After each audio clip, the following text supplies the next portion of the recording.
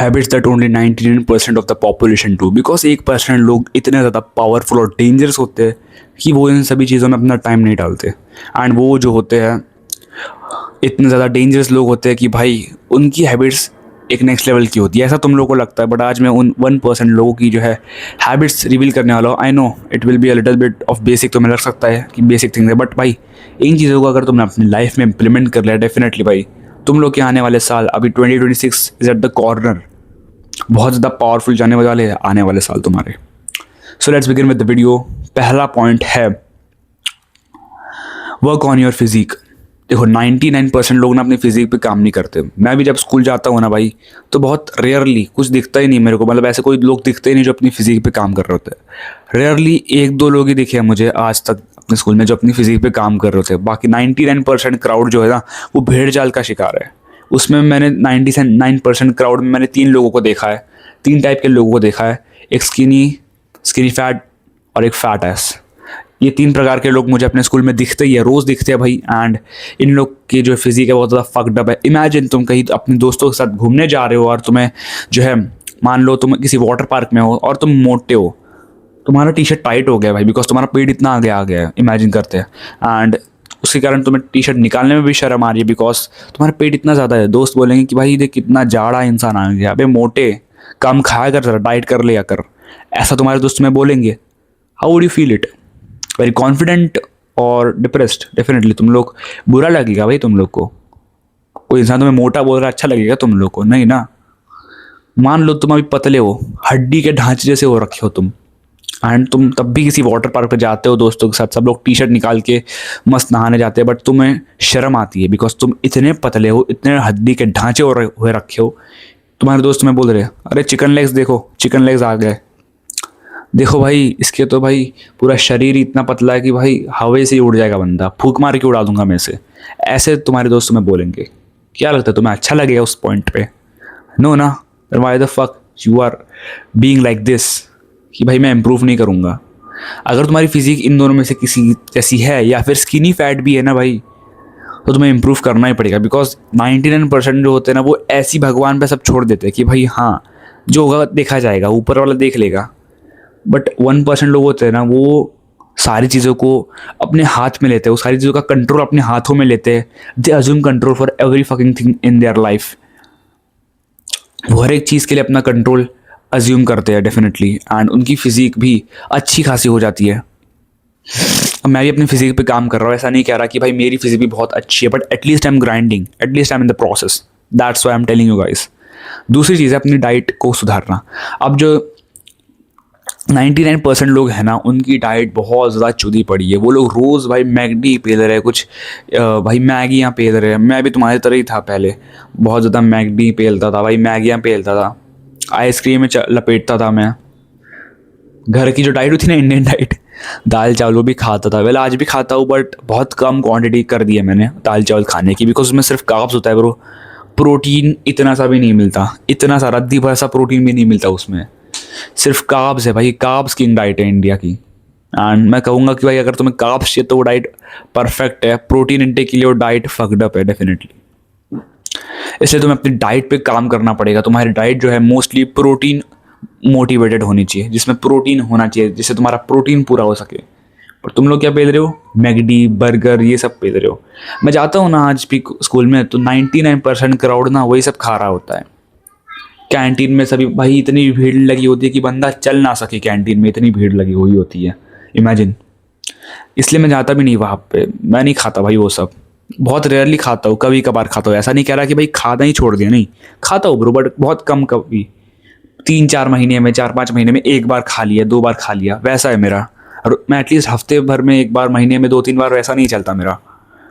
इन चीज़ों में ना बैलेंस बना के रखना ना, वो मेन डाइटिंग है। डाइटिंग इज़ नॉट कि भाई मैं 10 साल के लिए ये चीज़ नहीं खाऊंगा, 15 साल के लिए मैं चाय नहीं पीऊंगा, नहीं, that is not dieting. Dieting is to maintain the balance between junk and healthy consumption. Healthy consumption तुम्हारा 99% ऑफ द टाइम होना चाहिए, अदरवाइज।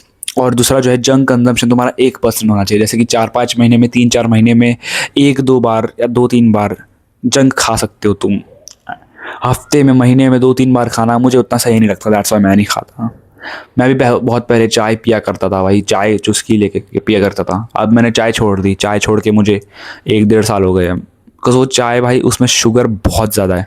अपनी डाइट से ना तुम्हें मेनली शुगर को जो है एलिमिनेट करना पड़ेगा और ऑयली चीज़ों को जो है एलिमिनेट करना पड़ेगा। डाइट का ऐसा नहीं है मतलब कि तुम सब कुछ खाना छोड़ दो। जो मेन चीज़ें हैं ना जो बहुत ज़्यादा तुम्हारे शरीर को नुकसान देती है, जैसे कि चाय, ये बहुत ज़्यादा प्रॉब्लमेटिक चीज़ है क्योंकि ये बहुत ज़्यादा शुगर देती है। एंड इसलिए मैंने इस चीज़ को जो है छोड़ दिया, अपनी लाइफ से पूरा कट आउट ही कर दिया कम्प्लीटली।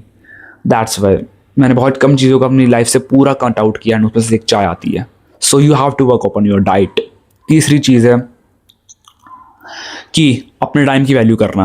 अब देखो जो 99% लोग हैं ना वो अपने टाइम की वैल्यू डेफिनेटली नहीं करते, बिकॉज उनको लगता है कि सब ऊपर वाला देख लेगा, and that is why they are called the 99%, because they choose to stay average. वो लोग एवरेजनेस के शिकार हो चुके हैं। But you are lucky because तुम तक मैं पहुंच गया हूँ, मेरी ये वीडियो पहुंच गई है। That's why you are very lucky कि तुम लोग मेरे पास आ चुके हो। अब तुम लोग को मैं मिल चुका हूँ डेफिनेटली।